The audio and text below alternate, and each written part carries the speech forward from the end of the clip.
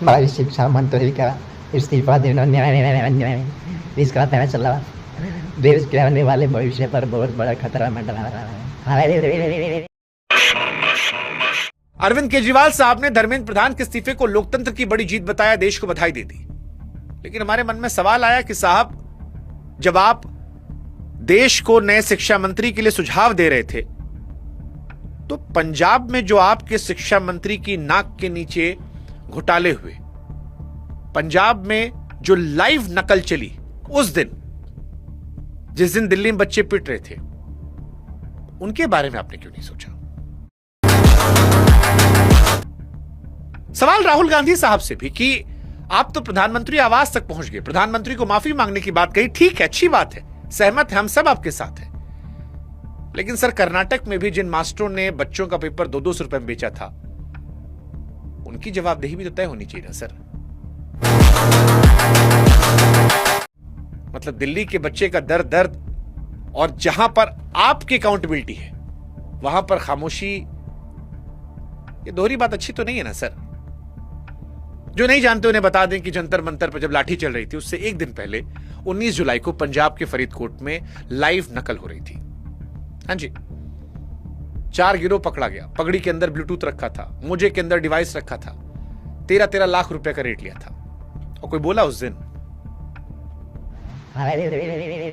नहीं, बोला 2 दिन बाद पंजाब के शिक्षा मंत्री बोले, हरजोत सिंह बैस, दिल्ली वाले को लेकर बोल रहे थे कि जंतर मंतर पर जो हो रहा है बहुत गलत है, दिल्ली की सरकार बहुत अहंकारी है। साहब, 2 दिन पहले आपके अपने राज्य में 13 लाख रुपए का रेट चल रहा था और आप दिल्ली को पाठ पढ़ा रहे थे। भगवंत मान साहब भी कह रहे थे कि जब से हमारी सरकार बनी एक नकल नहीं हुआ, केंद्र सरकार में इतना हुआ साहब, आपके यहां हुआ है, 1 नहीं 2 नहीं, कई सारा हुआ, आज सब बताएंगे हम। और बेंगलोर में भी हुआ है, जहां राहुल गांधी साहब थे, उनके यहां तो अपने मास्टर बेच रहे थे पेपर। और कैसे अंतर है? हो सकता है परीक्षा छोटी बड़ी हो, केंद्र सरकार वाली परीक्षा बड़ी थी, वहां छोटी हो, लेकिन परीक्षा का बच्चा तो छोटा नहीं होता ना सर।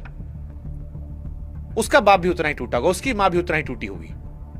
आज एक बच्चा जीत गया और बाकी बच्चा कह रहा है कि सर, हम भीड़ नहीं ला पाए, तो हमारे लिए कोई जवाब नहीं लेगा। और जिस मंच से जीत का जश्न मनाया जा रहा था कि मंत्री का इस्तीफा ले लिया, शुरुआत है, उस मंच से भी जब पंजाब के शिक्षा मंत्री के इस्तीफे का सवाल पूछा गया, तो जवाब अब्बा डब्बा चब्बा आ रहा था। और शायद यही वजह है कि बच्चों के मुद्दे पर हम पूरा सपोर्ट किए जंतर मंतर के प्रोटेस्ट को, लेकिन कभी भी खुलकर सीजेपी को सपोर्ट नहीं कर पाए, क्योंकि जब भी दिल करता था कि यह निष्पक्ष है, तो एक हिपोक्रेसी दिख जाती थी। योगी आदित्यनाथ तो खदेड़ने की बात आती थी, लेकिन पंजाब में अपने मंत्री पर एक संकोच